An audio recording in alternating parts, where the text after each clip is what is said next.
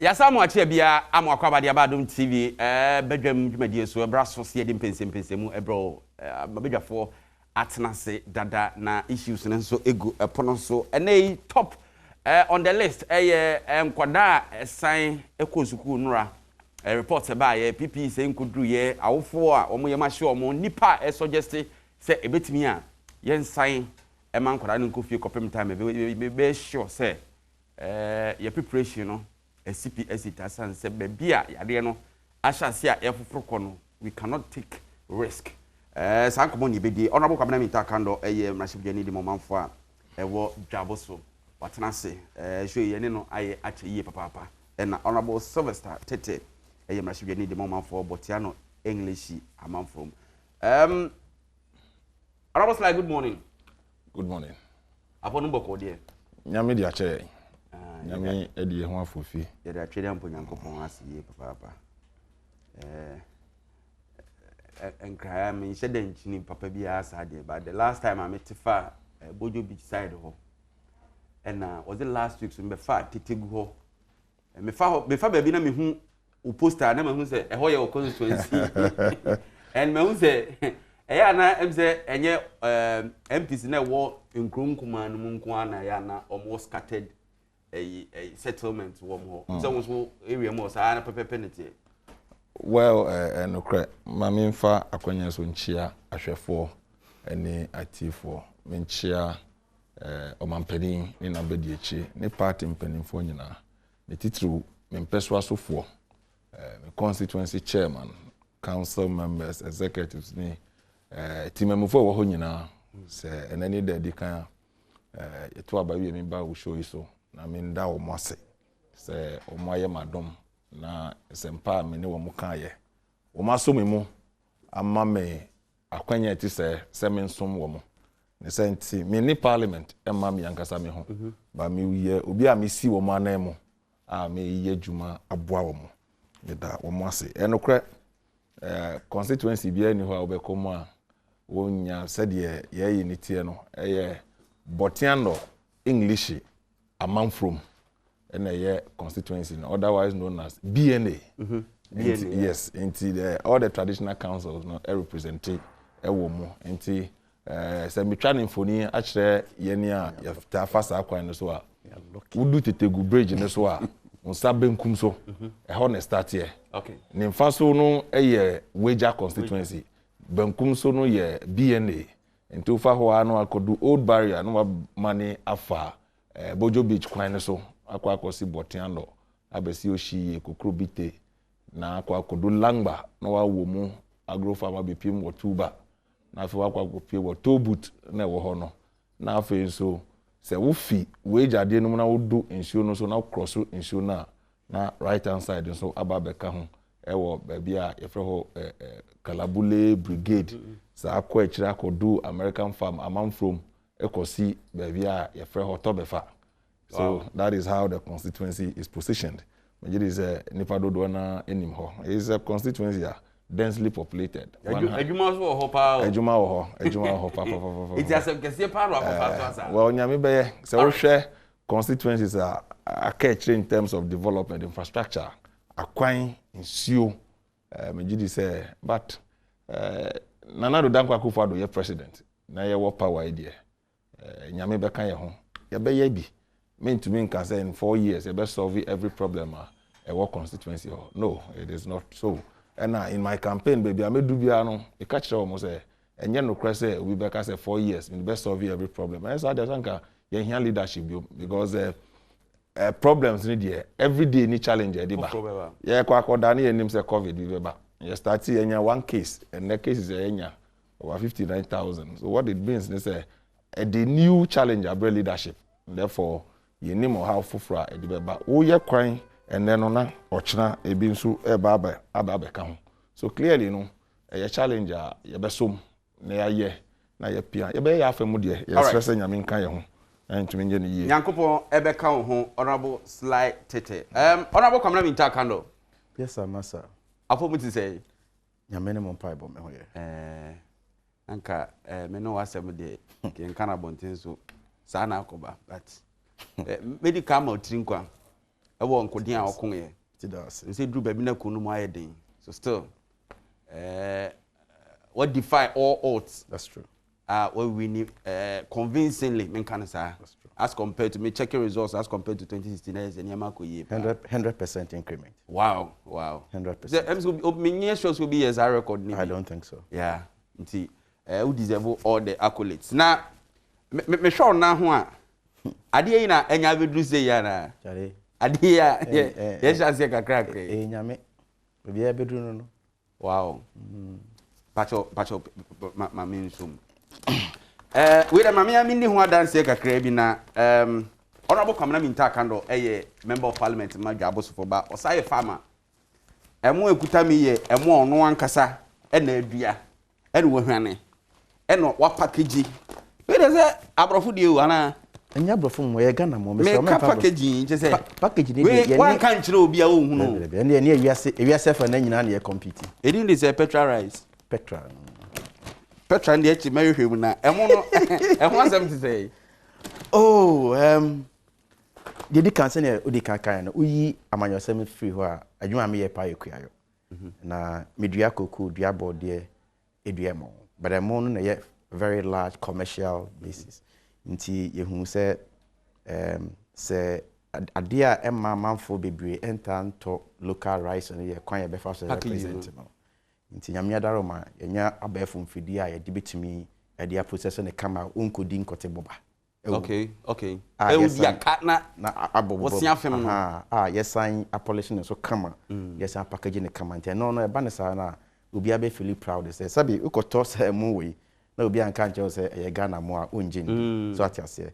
Na ade ba ko a me pesa man for tiase ne say emu ye dua no Ghana ha no na local rice no highly nutritious. Ahodi wo muten abrofo ye bebe. But they free because emu we no ene so also pem ne mom ya process ama wo na ye fresh a metumi nya bi ama. Emu bi over this system be 5 years. Mu bi a o we kra be ka se o we rubber. So what you say? Ye the Christmas you be the emu bi be chairman ka se mo no bi. O wi na apanta nyina kra ye o ya. Yes. But we no ene de nya me de nko a de ye no wo mai local ones no. E kwan e fa so ye no chemicals in we ya no preservative nothing bibia nka ho aduro bia ni ma yete ye packaging ti no ye mfa aduro bi no na e perfume da ya mfa perfume na afra o e natural from the seed. Okay, from the seed no nti so uduro afom ho na emo no shutu a e ho nyina ye nti no bi ye mfa no bia nka emo no nti yakopon adaroma mene munyina na hyase we dey senka ya appoint a agric minister ka e ka tell senka Ohio as a local rice ambassador because very commendable. Yes, nti babia but I think that yemfa bibia nto nche no we mu say na say economy no e kwa ye fast ye di sika no ekoje dollars na ye dia kra ye je dollars na ye dia kwa akoma no ye dia akokra ne ma ye betumi adua no ha me. There's no one reason why I was a crack 1 grain of rice into this country. Any reason, side reason be. So when we get there, ye dia ha ye dua ha ye yasase no eye kama ye benya asase ni bi ye benya highly nutritious why ye betumi adua DSN export bi aka ho. E bin my friend me from US say omu hia Ghana mon from the US. Omu fi say I don't know e bia hot there no chemicals no say but we organic. So I say we organic rice. Nti omope ebi I mean people are calling for we dia waye ekita wa de ginchia na say waye ababontin. Oh no ababontin but you see no ye monitor afena ye ababontin. Nti say ope order bia be bia no o my order na e be ma time e be supply we have enough stock but ye monitor afena ye ba market no so. Nti ye monitor say ye be ya e mo ba ko pese ye be ye no stay market for a very long time. Ye pese ye mo e be stay market for more than 1 year. Okay. No. Eba be gu ho. Okay. Market. Na mo no ya process you no di ho be 1 year no. O pese ba ani di. Na o sa hoden ni sika na de be ye sa production me be ya o kan say amount for the orders ba. Nyame adom ye tre afu nim. Kakra ye afu a ye. Nti da bia every year bia no ye de bi ka ho. Every year bia no ye de bi ka ho. Me to mean supply mo magana for nyina de but my family ka o so dey menu o yes can ni preocupe oh masa then how you I quite Enyesika ya dia emunfu e wo shase e me ne wa na be 2 years ni ana se be 1.5 years na me nhye da ne oni ma me ka so the same bin chero emra me ko yes ade we na me ni panyi pa bi adwen ho na bia sa be pesa me kodofu o se MP ade bebe ye o mai sika yi mo na afu na so ma pani ni ka chero na me pani we de magini din na me se de pesa me obisa me se miunu wa hu obi a waye kuayo a o yesika ni oga na na me se bia nipa no bia no kua na onye ne yi le pani na kasa kro ni mabakosem nti na yo a member of parliament can say kuayo enye yi bia have you forgotten member of parliament have you forgotten, are you a stranger in Ghana? Radio TV so Aye. So, mama fancy order. You be din komo no. Nti I believe say ye nyina no ye mfa obi anya na famu de. Me anka say me special place in my heart for farmers. Yeah. Nanka ya na me kan say sika kese ye de call assemblies nki ye just a portion assembly bi amfanye fu kese na ye nya anka nuane e bebu okru ma. Mama nche ade ba ko ne enkoso. Wei me friend white gold. Sa de we yes, Sadi we any aduane. Ebetumi magana sika asen oil. Ebetumi magana sika asen gold. The reason is simple. Sadi we oya any afu no baye nyina no. Sika no more than 98% etna Ghana ha. Go directly into the pocket of Ghanaians. Fango no how many percentage in Ghana ha? Tell me. More than 90 something percent ekwa no. Gold na yetu no. Percentage be nti be hu say your books ni mu no economy is strong you fa hu say say honorable mo sa adwene we na e mu tiri mu no ana na ya mo mfanye but that's what I'm doing mo aben mo mfanye that's what I'm doing we individual dey awoye and it can translate to omamu ni amamu ni bibia mu but oba na bia wo sha wo anko na wo ya advice na we no nye se bia sika nko na mepe I'm serving as a role model Sadi o de ma JM share manifesto mu oba ha be he where I do this okay oba ho bisa serious science for ene omo ho nyina no oba ho be process here say nyame boa na bia ya na manifesto okay obe promote local right na ka ho emo no na ka so do din to so akando right honorable slide ma me samu akwa biem na ye nhwe nkoda no suku a enra mu frase menim wo ye monitoring wo eden ya wo nipa wo monitor ne ma wo constituency ma ne ho ka ho complaints about PPEs and koye no ne ho kika ho e bi kure suggested not kra tie I first for you say e bit my man kwara no nko no prepare yi nsa no ma because it me risky well you don't say before then my member minu na baso for a good job done sure I believe so na me here kwansho for penny and me work National Youth Authority is one of my primary objectives say yemwa na yen sacra said ye kwayo ewo man that is a basic ya nye sa fundamental change na sabi menu akando ti me nyi ni se sikan ni boha betumi aye kwa ewo man so fundamentally percentage of farmers in America compared to their population mu feed wiase highly insignificant. About 2% of them are farmers. Yes, we have 65% of our labor no. Ewo farms mo. E kire wo say kuayo nankasa no nipa ni ji ho. But means of farming challenging. Akande na edi no challenging. And next year ho technology. Sabi enyina ya domo ewe krase ni ade da. Na wo hwe processes ade more famous na ya nua bi di bronya. Gidi say ene minua akando so uni eyina harvest na no be usoni so da na be hatembe we na abo abemu na abo no say ene emo no na epe na wo kan mo agu ho na wo tasemo ansa na ya nua bi ma wanya bi edi ene yakoye nim sa system of farming no untumi farm feed the growing population. It is true said no it is not only the financial gains of Benyano, but of course also to motivate people with resource. Mejidi said there are so many people with a lot of resources than I can do. They can do bigger than what he's doing. I commend him for a Jumapa Waye. Now you see our big platform as a member of parliament. And ni pasa ne benya ho kwan say ni bibia oye obetumi abetena platform way so globally obi ahwe it's a no be who petrol rice the yebe ye ne say you see niam bi wo anya politics e come do ye mu a sebi when you go to the food vendor to go and buy food you don't ask him say the source of your supply David. but like he said your core economics mu it is obvious say a boa ma emma stability of the economy we share amount of money successive government have spent. And I remember another former member of parliament for Ijura, NDC, 3 terms. Pangabu. Yes. Pangabu. Easy for Pangabu. Odi Adams here about the planting for food and jobs.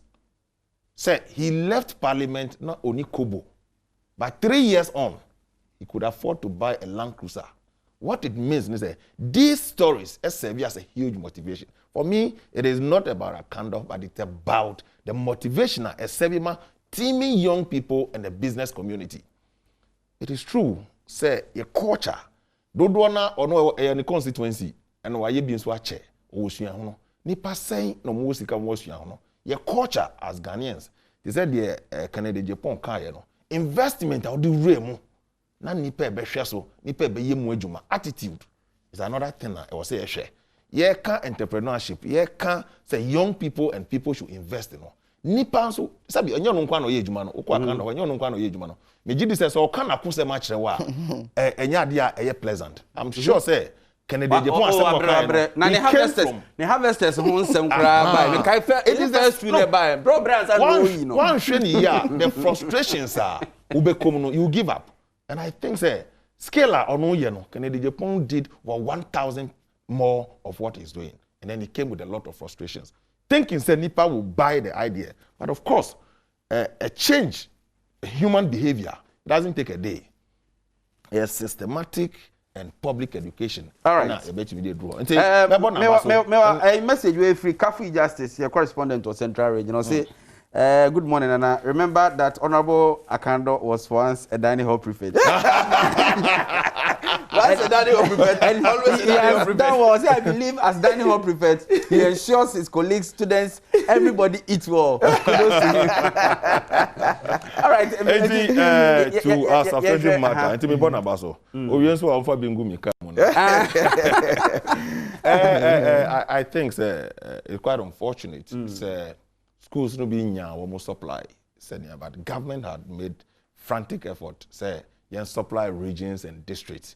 You see challenge we ho say enra me ne nkrofo dodo na akasaye your school systems no enhye da ni ye mbie school ba ko ba bi kra na headmaster no ni ho just say mbie school ansa na obeba enti supplies the eco regions and a district akasa be do schools no more. I was just talking to the deputy minister, former deputy minister of education, Dr. Duchum.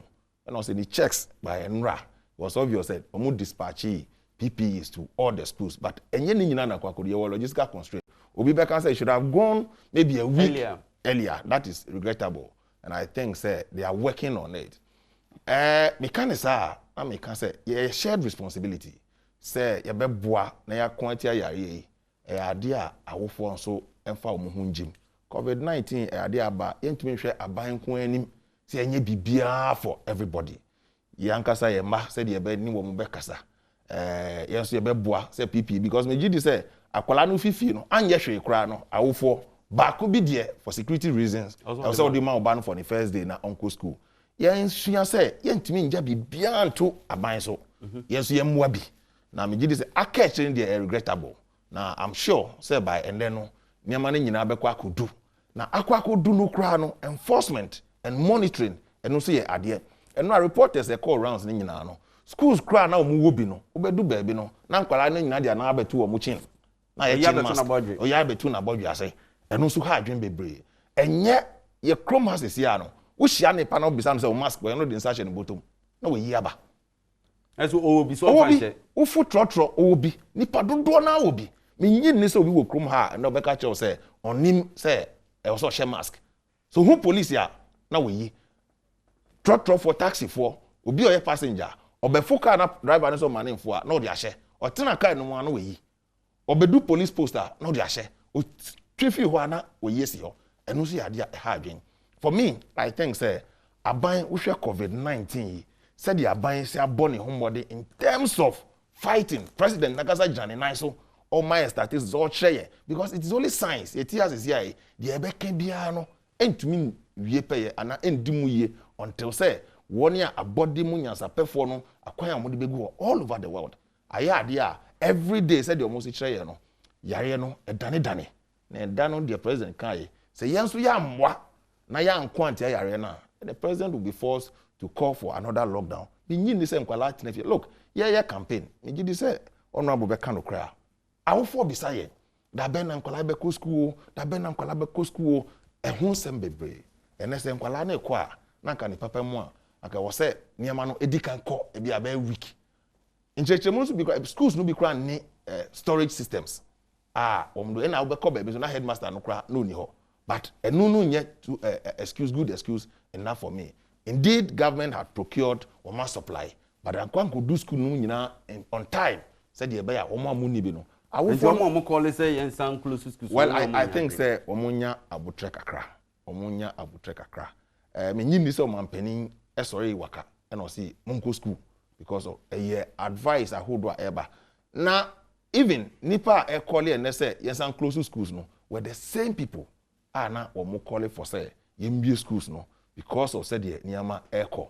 Na me gidi say ene ye discussions no every day no. Eboa awofo, eboa nkwala no, eboa oman na nyina se yensi gina ye. Because seriously, we call schools be mukra public place of convenience. And no cry a challenge among for so can say yenhwe sa niyama na nyina. Enti ade a de bia e ma pressure. Like two schools mo almost 1 year. Ye bie no tama ye sa hyehyɛ no na new variant na emaye.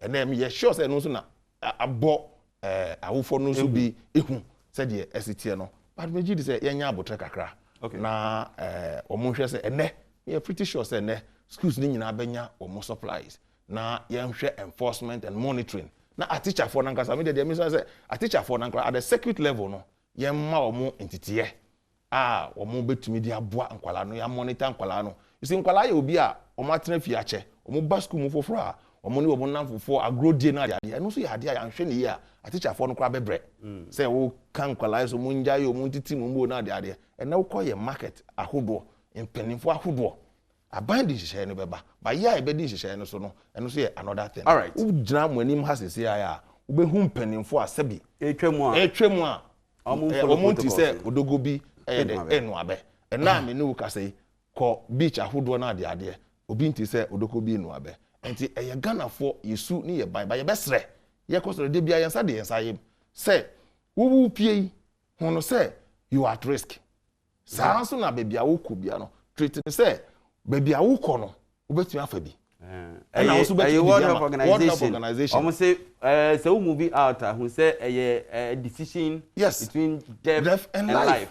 Yes enti say wo sorry na wo pie a na wa bompa na wa hwe say akade e wo say wo di pie no watumi anya sa akade no bi yare enye politics because sabi we are NDC ni MPP na obi pie na or transmit yare no mbisa wo say we NDC ni ansa na mede abesa and say we are MPP ni ye nyina ye nka ho asem na ye mwa ye shared responsibility be sre awofo ye be sre atichafo ye be sre timamofo okay omampanin niyama hodo wo hwe 1 year ye ma ye nsuo ye ma electricity ye say ye ma health workers ye ma omu salaries ahodo ye boa it costing the country a fortune na say ya mwa ma ya mbo president Adom na ya nkwante yare ya sabi nipa akabe bi nyina no regrettable. All right mema honorable Akando embremu say I just say mo trans biem ne behwe committees ni ahwe say opposition no say obesisan ko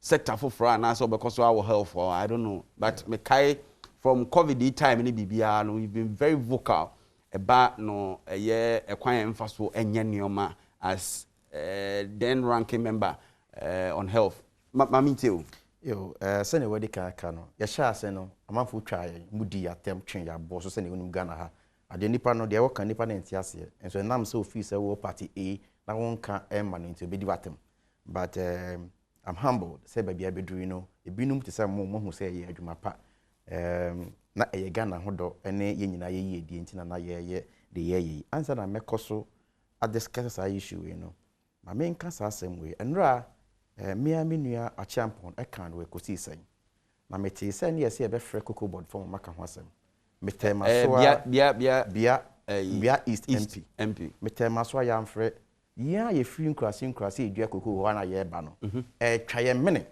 sesi a me no kasa yi amanfo kyɛ aban sɛ nkora yinko school yi amanfo a yato wonum cocoa a ye nya sika cocoa firms ni nya sika ntua no is getting out of hand cocoa cocoa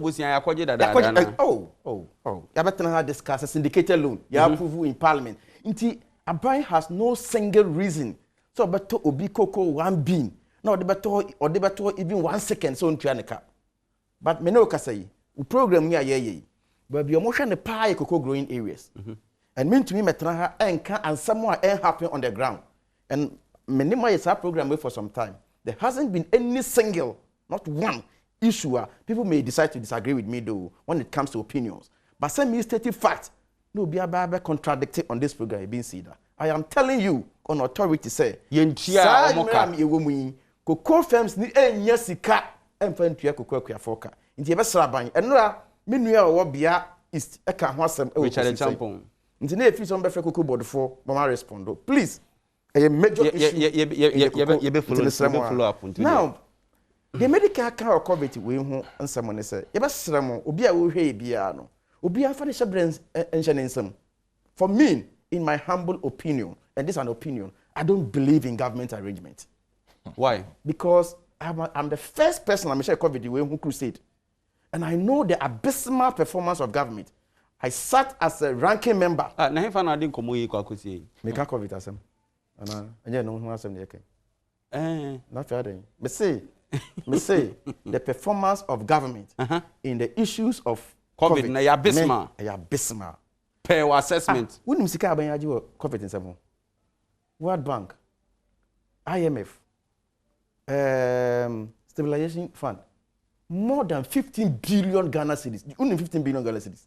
Do you know 15 billion Ghana cedis? I don't know meaning 15 billion Ghana cedis. So just imagine ehun adwuma ne aye no a okọ hospital bi ko ye ni PPEs no ehun adwuma ne aye no so mama come asem let me proceed from that I know what I'm talking about menjin this say obi be catch them say onim the genesis of Ghana COVID SM I don't think so because answer na COVID be ha no I was the first person to pronounce it in Ghana yes I'm calling both in the media and on the floor of the house I'm calling on government to say this one, I will say President Nankasa Efan is the baby. No, my constant report. I will catch them and say, if the Minister of Health responded and one because President was representative. Now, why is government President himself doing that? One thing I am media and I am who you can say, Nima be why I am on record and fan to one time BBC by I'm playing back. Intimate make a COVID as someone minimum the American. Even the front health workers are someone you can go and ask. Say benefit are buying by Parliament the debate you and say or the amount one. In the coming days, Mr. Press Conference, and your first sitting, I made a statement. Let me know. Into COVID in some day, Obian follow send me. First 8th Parliament, your first sitting at the election of. I made a statement on COVID. First sitting. Besides, no, what you ask him if I'm lying. I made a comprehensive statement. And we discuss it on the floor of the House. Both sides. They say Ghana, they are a father of COVID. Oh no, me can't be a father of COVID. No, but you see, so we discuss it. Be obi doubt to you must also catch any pan, but you free already. Over. That's what I'm saying. I'm a health professional, but it's a health professional. So that's another about Casano. So for example, if you had your statement, the crown, why your statement? Now you know. Also, the health professional be money day. True. And so I'm representing on such a platform already. Why? I am not a health professional, and I don't claim to be one. But they make come say.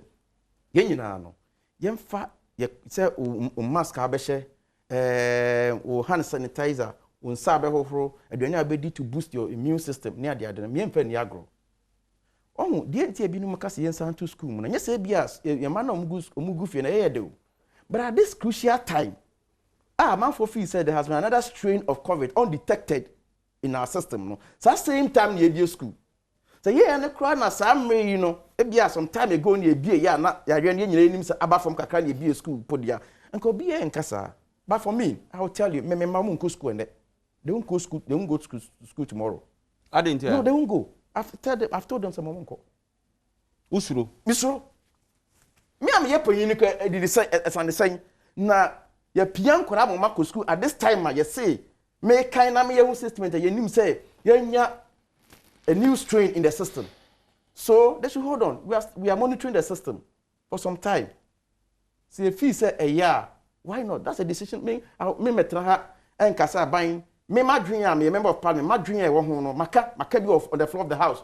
Omutia fine, man fine, you man fine. Until you advise your constituents say ma omo man go school and I say we or personal decision. If you ask my humble opinion, this is not the right time I also be school. Humble opinion. Me. Is it because of the new strain? Because of the new strain, because of the numbers. But you have to say unavailability of PPEs. No, listen. Even look. Apart from PPEs, ni bibia ye bia no. Nyakopon the boy hu nyina ho banyo. Nyame na boy nyina ho banyo. I am telling you, say, to see the way I see record the cases, no. You news our level no that. Time I call lockdown, no can record the cases say. There be as at and run about 340 so, something. So, a brand new had a call lockdown. Now, brother, do have no same uncle school. Go for see uncle lockdown. For me, even any lockdown, crampona, on Kurano, I want to mean control no, 5 years, 2 years, 3 years. And sometimes, Kurano to me resist COVID, no, but more far with Buffy. I'm a more movie aquanium no in Yana Bibri.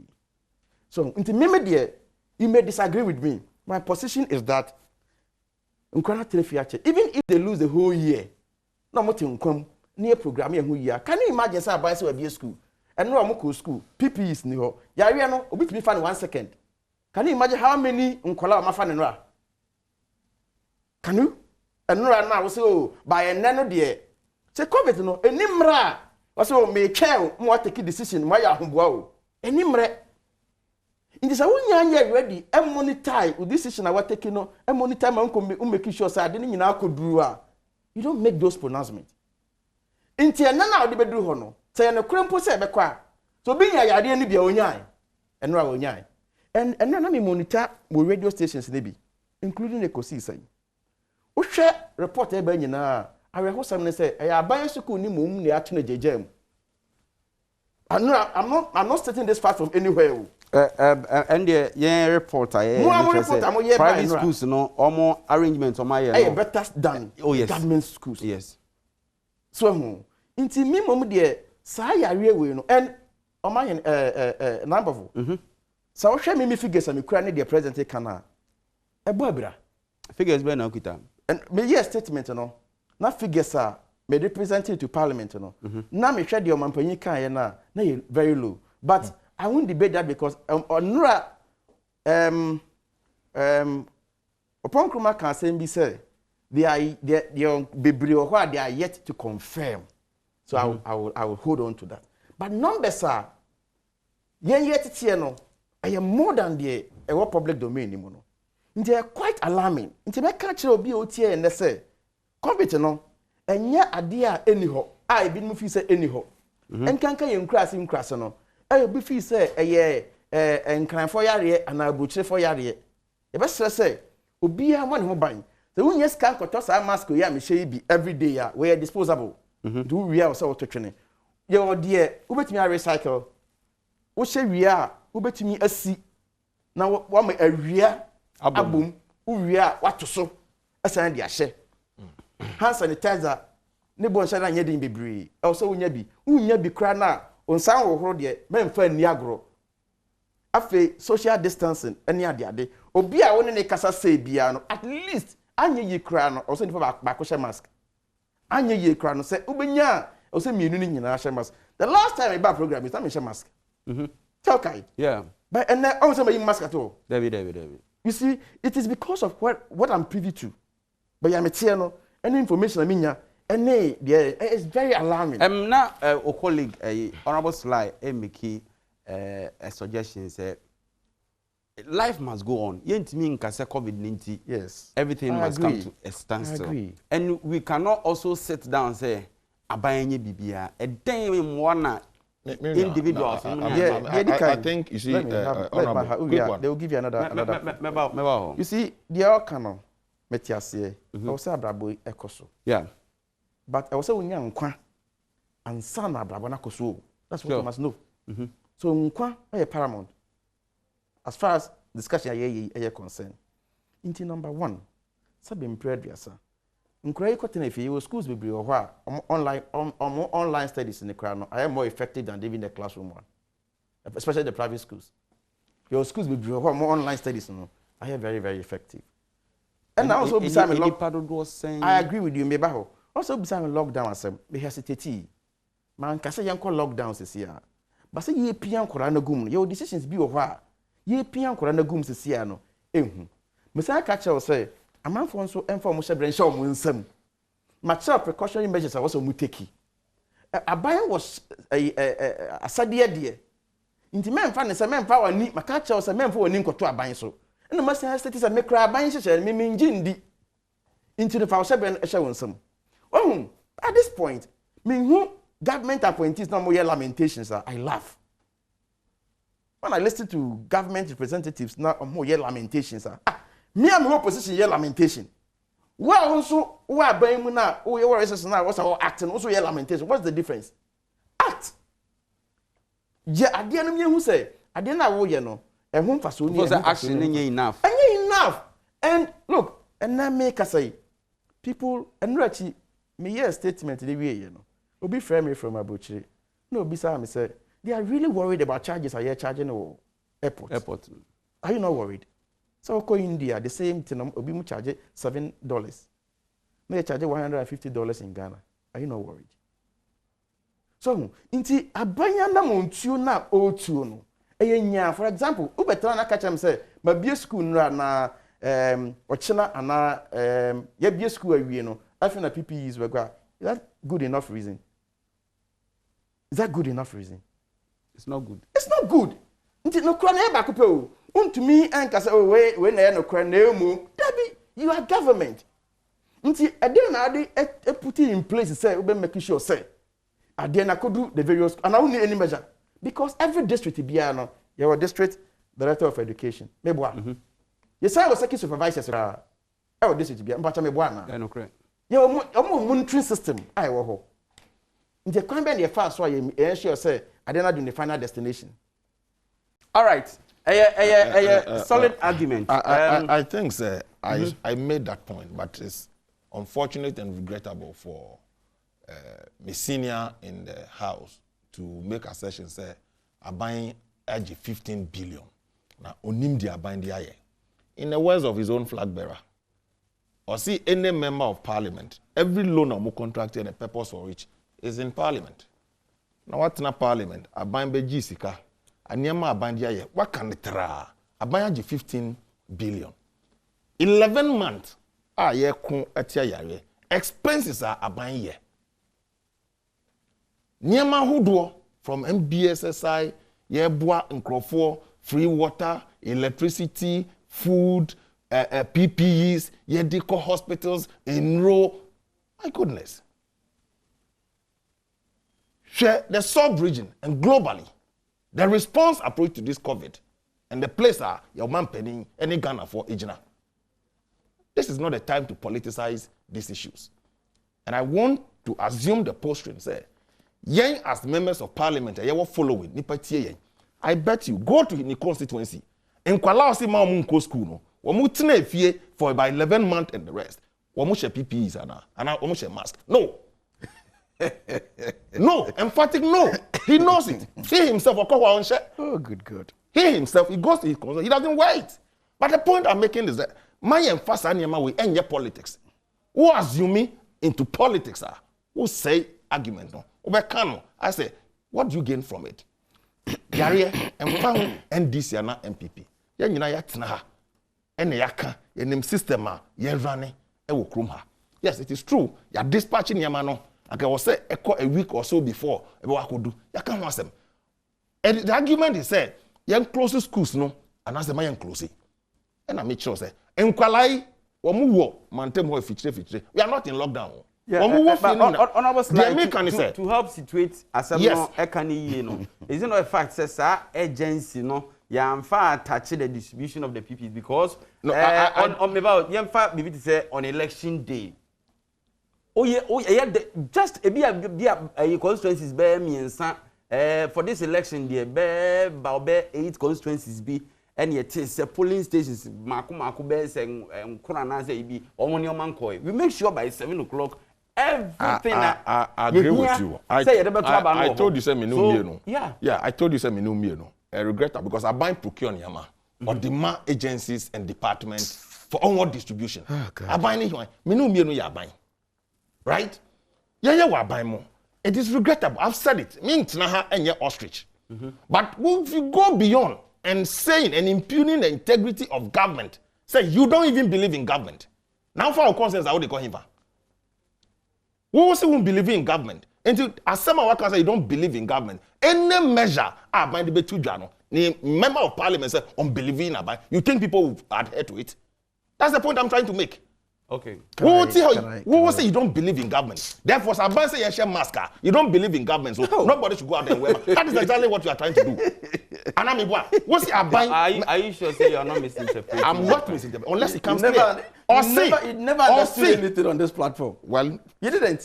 Here. We'll say you don't believe in government. Abanu dia no here. Or my direction, or my education. Who now here or can know? We'll say won't gin. And this will be on now crime say on ye abandon this share mask and you're now inciting Crawford. And yes, sir. Can I have my bike now? No, please. Now. Please, What do you mean say debut Namika? I do, sir. Now, see what do you mean Adena? Why do you tell me say debut Namika? What do you mean?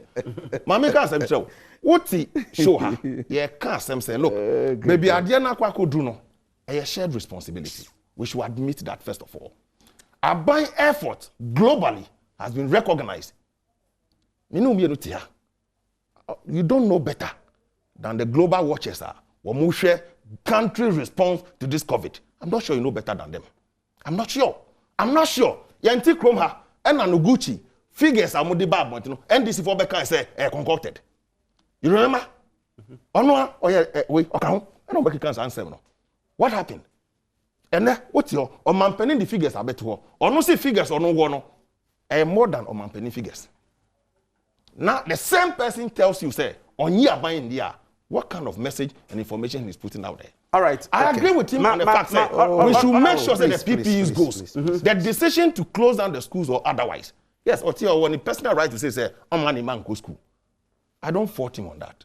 But to say when year buying the therefore, every measure it presupposes clarity. You are inciting the public against government policy and measures.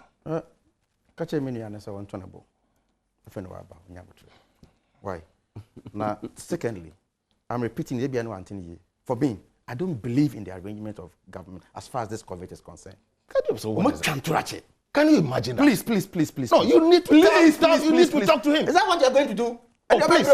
That if I disagree with government, you can't. No, I'm not saying you shouldn't disagree with government. Then please, I'm not saying you shouldn't disagree with government. But it is the way you're going to behave. Then you have a long way to go. So if I disagree with government, I mean, you can use all the words in this world, but Chenyansa what they're making. I agree with you. Say we are all government. If I'm in opposition, do I hold public purse? Opposition is saying to hold government accountable. Please. Is that the way you hold the government accountable? When you were talking, I gave you the necessary respect. You have to also. I hear Juma we starting here. Can I starting radio TV before we back Roma? Until we here we are here. One person make us answer. Make you answer. Yako. No one can answer. Or was like manin kasa. Inti sa COVID is share we no. Dear abayin dear go akwan mu bia or so dear go. Abayin be catch and say, "Mumma misika." Na me mfa nkonkoyi enkoma ebia front line workers. Na ye de sika ne ma abayin. Na abayin amfa nkonkoye de oye no. Near final question, now ban refuse to appear on the floor of the house. And then I'm tell me the menu. Me question can't take you chat. Nana Kufado. Is that what you expect me to do? If I file a question on the floor of the house, so I buy the boom contest, I will say, "Wo, they can way A, B, C, D, no." And then I'll be now I'm mentioning some grante. But in parliamentary settings, no, say, file legitimate question. Na the appropriate ministry no ama me yanwa. Only any other power to forcefully bring the person in. You see, most of the powers reside in the speaker. The speaker of parliament. It is speaker. Oh, to me, I'm telling you. So clear on that. For example, so even if file a question every, the speaker cross say more advertising your crown question about how. But we say see. Yes. Oh, yeah, you have a press conference. Me file here. Me my personal. I'm my so about kaya me chung address so. You would at forcing. And the can say your friend minister responsible for finance. So me boost us kind of contact. Now I'm kasa boa. Me yes press conference. I made a copy of question on the finance at Bechere. Me kasa kwa. Me kasa kwa. So what kasa kwa to PPEs? Obia the whole country. Obia health facility be any PPE. Now me call Gaboso constituency. Now me district hospital any PPEs. You think I have to believe in that government? But so him say PP is a consumable. So yes, if it is consumable, every day omu use to be out there out the corona omu use to manasa. Anabi bia no chese ye mo mu bi. So mu use manasa. What you say? For example, ye cry catch omo say to be on the safer side. Mu dey say mu the PPEs in ba na mu distribute we are. The way I must say no publish it. Distribution no mo publish mo make copies. Ye committee on health. You oversee issues of into ye mo make copy. Monitor. Up to now, they haven't a single copy. Nyema abawo yaka as far as COVID issues are concerned. At a point in time, omo tracy screening our face so be a unya bi. Contact tracing no. Contact tracing no. One see wo man so mu jai because you omoka. You are a journalist. One see. I be no complain. Please. So should I believe in this government? In my office, parliament, a brother here testing members of parliament, a group of them, omo ba my office. I catch them and say, Honorable, up to now, I buy you to TV so I can see a chumaka. Then when I come and see just me Jabania, we should go quapai. And now make us say, more front line health workers, me. You know what they are going through. Call some of the facilities, and then look and say, correct hospital. Now come most of the health facilities, they are overwhelmed. That one is true. Yeah, Kasa, please don't think that because we are buying to. If you do that, I said not the president by all kinds. The facilities are full. And the can answer. And your president when the catcher say by March, they obviously 88 hospitals in this country to come and cushion the COVID issues. But we are in January. Me say, I'm not a single one of them has come before Parliament. And if you like, on the free MPP, on can say me say 88 no, back up maybe yes no. Maza, mfacho otu anwea believe so. President and president by March. I don't think this 100 and it is not for COVID hospitals. Please. Any match. He never said much. When he said that one. I think he said in a year's time. Yes. That's what I remember. Please. In a year's time. How many months in? I can't. Let me proceed. You see, you had your time. Now the program this is my time, please. I don't know.